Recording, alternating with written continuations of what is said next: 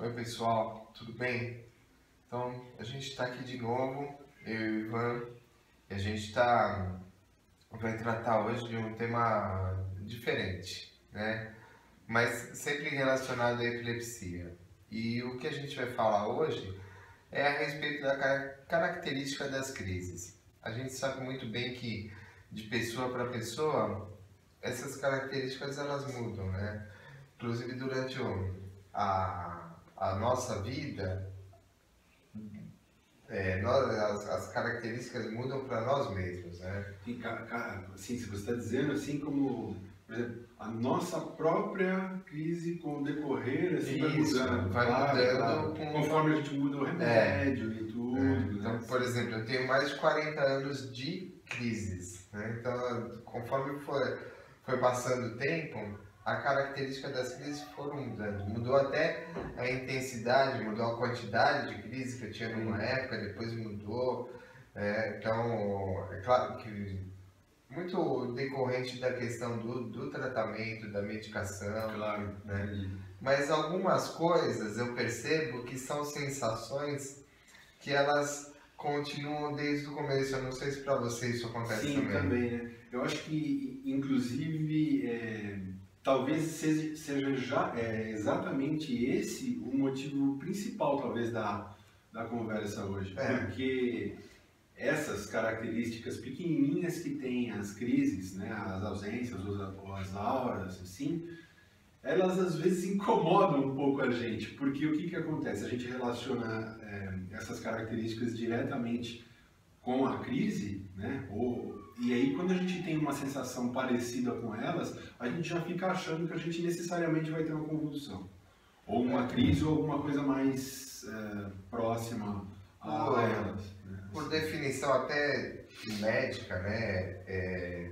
Eu escutei uma vez que a própria aura que a gente sente já é uma pré-crise, né? Sim. É a crise já acontecendo. É que a aura, de pessoa para pessoa, a aura ela tem uma intensidade diferente, uma força diferente. Eu vou te dizer uma coisa. No meu caso, a aura, eu tenho uma aura. Às vezes eu tenho uma sensação que eu passo o dia inteiro, parece que eu vou ter uma crise e a crise não acontece. Então, Edu, às vezes, assim, às vezes o pessoal tá, desculpa te interromper, às vezes o pessoal tá vendo a gente assim, mas é legal às vezes a gente falar. Aura, às vezes pode ser uma palavra muito complexa para alguns, assim. O que é uma aura, vai, Edu? Eu pergunto para você assim agora, o que é a aura, assim, para você? A aura é você perceber que a crise, que você vai ter a crise. E fisicamente, assim, o que você... Como é a sua aura, assim? Você tá falando...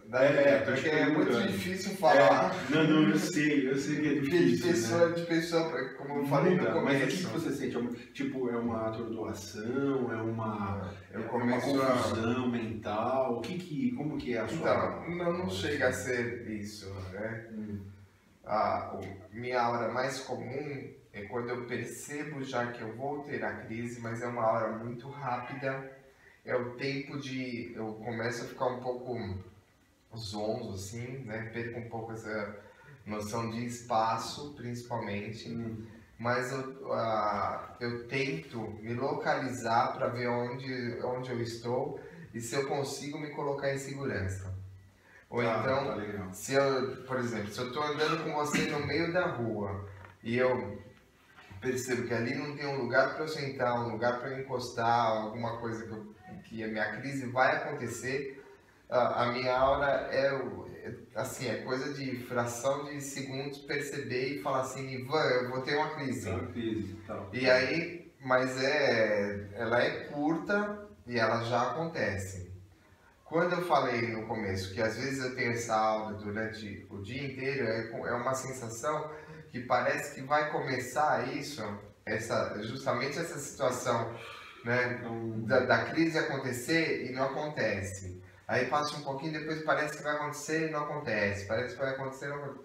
É um negócio muito chato. Incômodo. Incômodo, porque você fica inseguro, aí você tem medo de sair, você tem medo de andar sozinho, várias coisas, porque você nunca sabe que momento que a crise vai poder acontecer. É uma pergunta vou fazer duas perguntas para você, duas perguntas meio até polêmicas, em torno da aura em si, né? Você acha que, de repente, por exemplo, que necessariamente a aura, ela advém da epilepsia em si, ou você acha que, de repente, Edu, a aura, ela pode ser decorrente de uma medicação que você toma?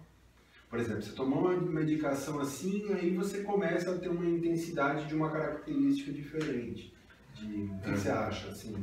Assim, eu não sei se a aura pode ser um efeito colateral. É isso que eu queria saber. Pode ser eu até acho que o pessoal também gostaria. Também não sei, porque também vai depender do perfil medicamento que você está usando, do perfil de crise da pessoa. Então, eu não sei se esteja relacionado a um efeito colateral. Mas com certeza está relacionado à epilepsia. Sim, propriamente dito, assim. Com certeza. Até. E uma outra pergunta que eu queria, assim, que é legal a gente escutar também, né? Você falar pra gente, e depois também se for até o contrário. Mas a ausência. Então, porque aura é ausência, todo mundo sempre, né? Na verdade, a aura, você não obrigatoriamente está inconsciente. Né? Inclusive, na minha crise, eu tenho uma característica muito engraçada, que eu não fico inconsciente em momento algum. Isso eu pude, né? Então eu sempre sei tudo o que está acontecendo ao meu redor. Às vezes isso pode ser, dependendo da forma que você pensar, pode ser uma coisa boa, como pode ser uma coisa ruim, né? Porque você está consciente dentro da crise. Consciente dentro da crise. A crise dá uma certa agonia, assim, né? Uma coisa assim. Além do que eu não consigo reagir, eu não tenho. É aí que eu estou falando. Eu não tenho domínio sobre a crise. E o que acontece? A crise ela vai acontecendo e se você está, por exemplo, num local público, você escuta as pessoas falarem, você escuta, por exemplo, as pessoas dizerem: faz isso, faz aquilo, e você quer, né, chegar e falar: não faz nada, espera que a crise vai passar, né? Você fica tenso com toda aquela situação e no meu caso, se eu fico muito tenso enquanto eu estou tendo a crise ela fica até mais prolongada do que se eu estivesse dentro de um ambiente tranquilo, com pessoas que eu conheço, que eu sei que não vai acontecer absolutamente nada, a crise vai passar e aquilo, né, depois eu vou ficar normalmente como eu fico durante todo dia sempre. Entendi. Entendeu? Agora, a questão da ausência, eu não tenho ausência. Você já tem ausência. Eu tenho ausência. Né? A ausência, você não consegue perceber nada que está acontecendo. Você apaga por um tempo. Então eu até agora começo a falar um pouquinho, né, sobre isso. Ultimamente, né, Edu, infelizmente, né, eu tive um episódio de crise recentemente, né, e aí, né, a gente diz que voltou a estaca zero, assim, né, e uma coisa, né, que, como a gente está falando sobre as características que tem, né,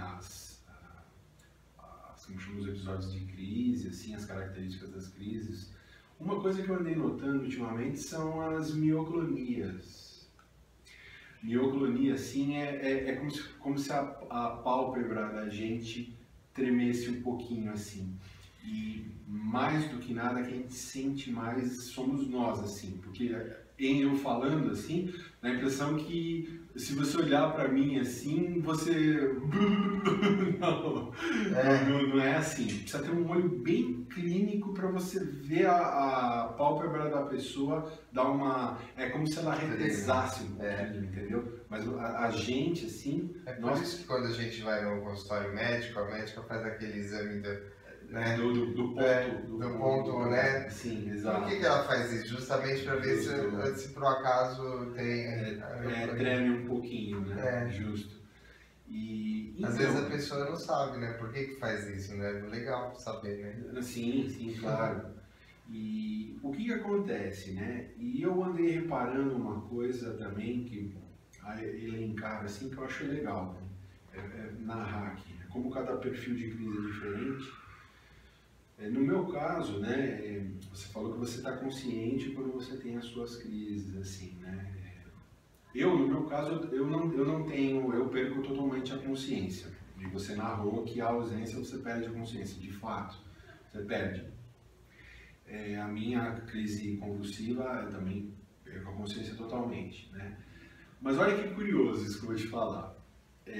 Se eu tenho a ausência, se eu tenho uma ausência, eu já posso ficar algumas ausências, posso ficar esperto que o episódio seguinte é bem possível que vai ser a crise convulsiva, né? E aí depois que eu me recupero e tudo, assim, acontecem as mioclonias. Agora, se, por exemplo, eu tenho mioclonia antes de ter a ausência, ou se eu tenho só a mioclonia, ela não evolui para convulsão. Isso eu acho curioso. Se eu tenho só a mioclonia, mas como ela está relacionada com a ausência, então a gente tem um pouco de medo. Esse é um tema bastante, né, complexo. Porque assim, vai longe. Se por um acaso a gente botar numa roda aqui 50 pessoas, vão ter 50 situações diferentes. 50 situações diferentes, ou até pesquisadores falando sobre determinadas situações. É claro que algumas situações são semelhantes. Semelhantes, exatamente, claro. Mas não obrigatoriamente elas sejam iguais, né? Então, sempre de pessoa para pessoa tem alguma coisa diferente, né? Eu acho até legal a gente poder finalizar hoje, né? Tá, e aí a gente continuar a conversa numa próxima vez, falando um pouquinho mais sobre essa questão das características das crises, né? Claro que, como já foi dito, de pessoa para pessoa é diferente, mas é muito legal a gente poder conversar, né, e falar sobre isso, e até vocês assistirem e poder ter a oportunidade de discutir com outras pessoas, né, a respeito desse assunto. Falar eventualmente também como um pouquinho do que você sente, do desconforto, algo que você associa, alguma coisa visual, alguma coisa auditiva, alguma coisa assim também, né? No canal, de repente, também, é legal. E a gente está à disposição de vocês, a gente continua fazendo os vídeos, né, postando, e a gente está aqui aberto a novas ideias, que a gente já recebeu bastante coisa aí, e a gente está trabalhando em cima disso. Tá legal? Então, obrigado por mais esse dia aí que a gente trabalhou juntos, e daqui mais alguns dias a gente volta com um novo vídeo. Beleza? Tchau, tchau. Até mais. Até mais.